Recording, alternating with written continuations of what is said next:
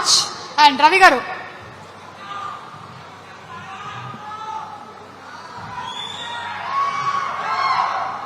పెద్దలు పరచూరు గోపాలకృష్ణ గారు, పెద్దలు బ్రహ్మానందం గారు, మోహన్ బాబు గారు, శరత్ కుమార్ గారు, పెద్దలందరికీ నా నమస్కారం. అలాగే రచయిత ప్రసాద్ గారు కూడా ఉన్నారు ఇక్కడ, తోట ప్రసాద్ గారు నమస్కారం. వీరందరి సహాయ సహకారాలు, వీళ్ళందరి బ్లెస్సింగ్స్తో విష్ణు కన్నప్ప అనే కళను నిజం చేశాడు. ఈ కన్నప్ప గురించి చెప్పాలంటే ముందుగా శంకర భగవత్పాదులు అన్నట్టుగా బ్రహ్మ మురారి సురార్చిత లింగం, నిర్మల భాసిత శోభిత లింగం, జన్మజ దుఃఖ వినాశక లింగం, తత్ప్రణమామి సదాశివలింగం అన్నారు. జన్మజ దుఃఖ వినాశక లింగం, జన్మంతా ఉన్న దుఃఖాలన్నింటినీ వినాశనం చేస్తుంది ఆ లింగం అన్నారు. అలాంటి వాయులింగం గురించి కథ ఇది. ఈ వాయులింగం గురించి కథ విష్ణు తలపెట్టినప్పుడు దీని గురించి నేను చదువుకోవడం జరిగింది. మొట్టమొదటిసారి 12వ శతాబ్దంలో ప్రియ పురాణం అని తమిళనాడులో రాసిన పుస్తకంలో మొట్టమొదటిసారి కన్నప్ప దర్శనం ఇచ్చాడు. ఆ తర్వాత హరిహరుడు అనే కన్నడ కవి బసవ పురాణం అని కన్నడలో రాశాడు. ఆ తర్వాత 16వ శతాబ్దంలో ధూర్జటి మహానుభావుడు విష్ణుమూర్తికి పోతన ఎలాగో శివుడికి ధూర్జటి అలాగా, అలాంటి గొప్ప కవి గురించి బ్రహ్మానందం గారు చెప్తుంటే ఒళ్ళు పులకించిపోయింది, రోమాంచితమైంది. అలాంటి గొప్ప వక్త, అలాంటి గొప్ప వ్యక్తి మనకి సినిమా ఇండస్ట్రీలో ఉండటం మనం చేసుకున్న సౌభాగ్యం. ఇలాంటి వాళ్ళందరూ, గోపాలకృష్ణ గారు డాక్టరేట్, అలాంటి వ్యక్తి ఈ స్క్రిప్ట్ మీద సూపర్విజన్ చేస్తూ అణువణువున చంటి బిడ్డని చేతిలో పట్టుకు నడిపిస్తున్నట్టుగా విష్ణుబాబుని నడిపించుకుంటూ ఈ సినిమా చేశారు. నిజానికి మీ అందరికీ నిజాయితీగా నేను చెప్పాల్సిన విషయం ఏంటంటే, కన్నప్ప సినిమా విష్ణు చేస్తా అన్నప్పుడు, మోహన్ బాబు గారు నిర్మిస్తా అన్నప్పుడు నేను కొద్దిగా భయపడ్డాను, కొద్దిగా బాధపడ్డాను. ఎందుకు ఇంత ఖర్చు పెట్టి అవసరమా, ఇంత వాలటైల్ ఇండస్ట్రీలో ఎందుకంటే నాకు వాళ్ళంటే ఇష్టం, ప్రేమ, అభిమానంతో భయపడ్డా. అవసరమా అని. ఆ తర్వాత నాగేశ్వర రెడ్డి గారు, ఈశ్వర్ రెడ్డి గారు రోజు చెప్పారు, లేదు బ్రహ్మాండంగా వస్తుంది అన్నారు. ఎంత బ్రహ్మాండంగా వస్తే మాత్రం ఏంటి సార్, ఏం బ్రహ్మాండంగా వస్తుంది అని నేను మళ్ళీ వాళ్ళతో ఆర్గ్యుమెంట్ చేశాను. నిజంగా చెప్తున్న విషయం, ఒక రోజున యాక్టర్ బ్రహ్మాజీ ఇక్కడ ఉన్నాడో లేదు తెలీదు, హైదరాబాద్ న్యూజిలాండ్ నుంచి ల్యాండ్ అయి చెప్పాడు, what a film, what a shooting అన్నాడు. ఏమైందన్నా, ముఖేష్ కుమార్ సింగ్ జీ ఆప్కే బారే మే బాత్ కర్ రహే హం.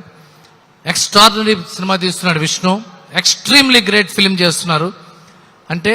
ఆ తర్వాత నేను మోహన్ బాబు గారితో కలిసి నేను చెప్పా, బాగా వస్తుంది సార్ అని. ఒకసారి సినిమా చూస్తావా అని అడిగాడు ఆయన. చూస్తాను సార్ అన్న. మీరు నమ్మండి, మోహన్ బాబు గారు నన్ను చేతిలో పట్టుకుని కూర్చోబెట్టి థియేటర్లో పైకి వెళ్ళిపోయి సినిమా చూసి పైకి రా అన్నాడు ఆయన. ఫస్ట్ హాఫ్ చూడంగానే నేను ఒళ్ళు జలదరించింది.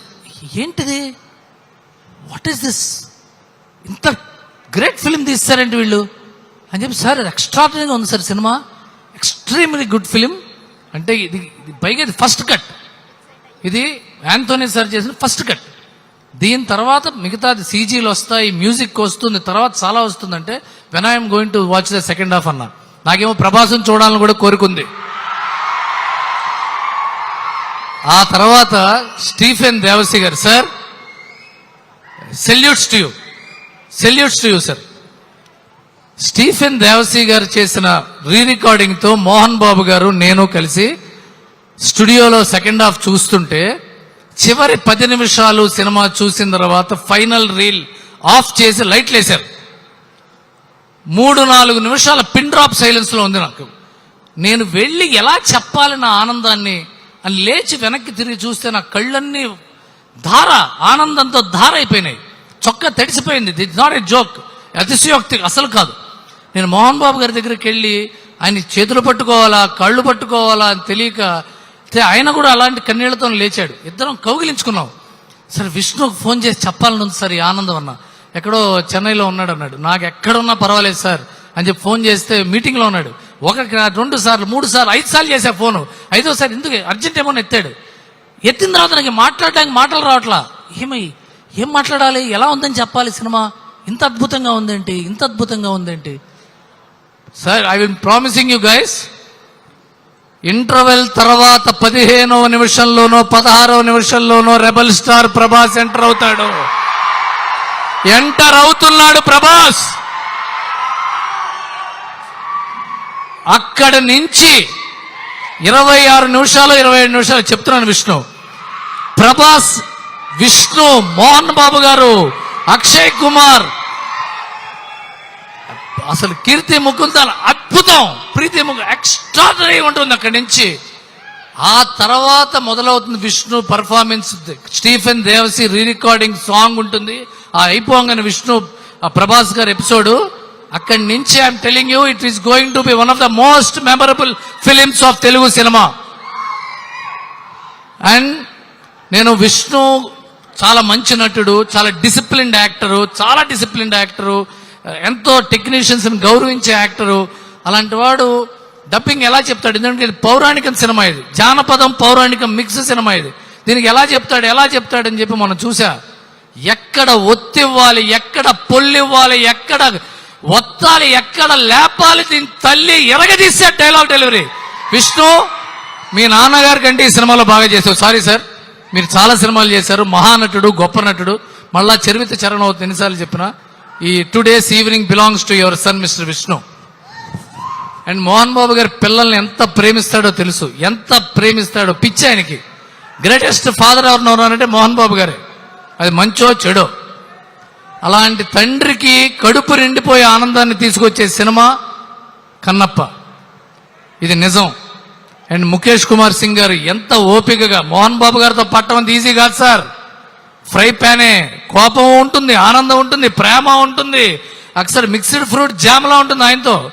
అలాంటిది ముఖేష్ గారు, రైటర్స్ గొప్ప వాళ్ళందరూ ఉన్నారు ఇక్కడ, పెద్ద పెద్ద వాళ్ళు, గోపాలకృష్ణ గారు, తోట ప్రసాద్ గారు, అలాంటిది మా స్నేహితుడు నటుడు శివబాలాజీ గారు, వీళ్ళందరూ.